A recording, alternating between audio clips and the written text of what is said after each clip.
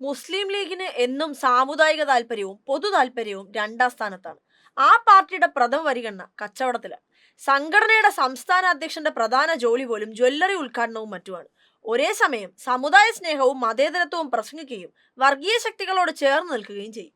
അതിൽ പക്ഷേ പക്ഷഭേദമില്ല. ഭൂരിപക്ഷ വർഗീയതയെയും ന്യൂനപക്ഷ വർഗീയതയെയും തരാതരം താലോലിക്കും.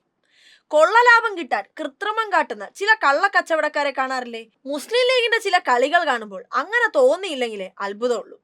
വഖഫ് ബിൽ തന്നെ ഇപ്പൊ എടുത്തു നോക്കാം. രാജ്യവ്യാപകമായി ബില്ലിനെതിരെ പ്രതിഷേധമാണ്. നിയമം നടപ്പാക്കാൻ കേന്ദ്ര സർക്കാരിന് കഴിയാത്ത വിധം സുപ്രീം കോടതിയും ഇടപെട്ടിരിക്കുന്നു.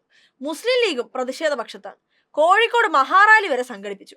വഖഫ് ഭൂമി വഖഫായി തന്നെ നിലനിർത്തണമെന്നാണ് ആവശ്യം. അതേ ലീഗിന് കണ്ണൂരിലെത്തുമ്പോൾ മറിച്ചാണ് നിലപാട്. വഖഫ് ഭൂമി ആയാലും തങ്ങളുടെ കച്ചവടം പൂട്ടാൻ പറ്റില്ല. വഖഫ് ഭൂമിയും കച്ചവടത്തിന് വേണം, അതും വിദ്യാഭ്യാസ കച്ചവടത്തിന്. കോടികളുടെ വരുമാനമാണ് തളിപ്പറമ്പിലെ സർ സയ്യിദ് കോളേജിൽ നിന്നും അനുബന്ധ സ്ഥാപനങ്ങളിൽ നിന്നും ലഭിക്കുന്നത്.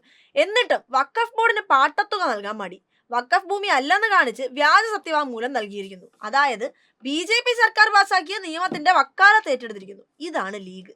മുനമ്പം വിഷയത്തിലും ഈ ഇരട്ടത്താപ്പിന്റെ മറുപതിപ്പ്. ആദ്യം മുനമ്പൻ നിവാസികൾക്കെതിരെ നിയമസഭയിൽ സബ്മിഷൻ ഉന്നയിച്ചത് ലീഗ് നേതാവ് KPA അബ്ദുൾ മജീദ്. ലീഗ് നേതാവ് വഖഫ് ബോർഡ് ചെയർമാൻ ആയിരിക്കെയാണ് മുനമ്പം ഭൂമിക്ക് വേണ്ടി അവകാശവാദം ഉന്നയിച്ചത്.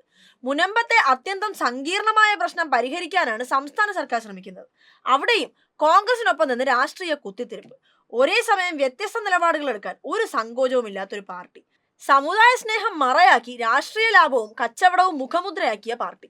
നിർലജ്ജം സമുദായത്തെയും നാടിനെയും വഞ്ചിക്കുന്ന പാർട്ടി. അതാണ് ലീഗ്. ലീഗിന് മുസ്ലിം എന്നത് പള്ളിയും പള്ളിക്കൂടവും തമ്മിലുള്ള ബന്ധം മാത്രമേ ഉള്ളൂ.